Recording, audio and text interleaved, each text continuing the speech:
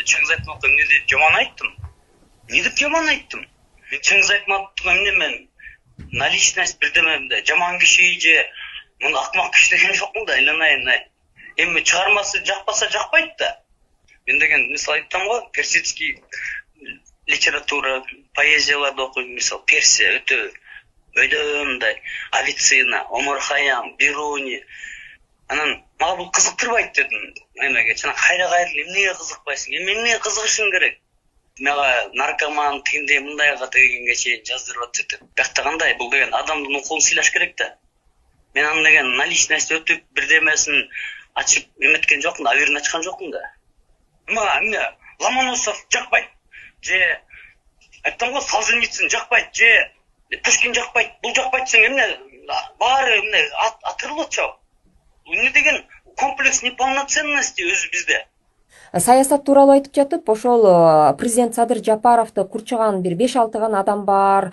Ал 5-6 адам президенттин жанына эч кимди жакындатпайт дедиңиз. Буга жооп иретинде Дайырбек Орунбеков дагы өзүнүн Facebook баракчасына билдирүү калтырды. Анда Жапкеев калп айтып жатат, ал жалган сүйлөп жатат деген сөздөр болду. Сиз өзүңүз деле окусаңыз керек. Өзүнүн аккаунтунан өзүн талкалашыптыр.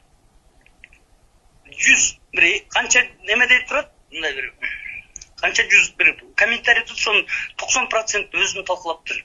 Ашканда генерал деп, эмнеге Антошка айтат? Ал деген генералды мага президент берген. Эмне президентке каршы чыгабы? Апта соңунда мурдагы прокурор Сыймык Жапкеев журналист Эрнис Кыязовго маек курган. Анда президент Садыр Жапаровдун айланасында жүргөн адамдар жана жазуучу Чыңгыз Айтматов тууралуу айткан пикирлери коомдо кызуу талкуу жаратууда. Жапкеевдин айткандарына президенттик администрациянын маалыматтык саясат бөлүмүнүн башчысы Дайырбек Орунбеков дароо жооп кайтарып, анын сөздөрүн калп жана жалаа катары сыпаттады жана Жапкеевди ашкана генералы деп атады. Чыңгыз Айтматовду окусаң, сварщик болсоң, сварщик бойдон эле каласың. Доктор болсоң, доктор боюнча эле каласың окусаң.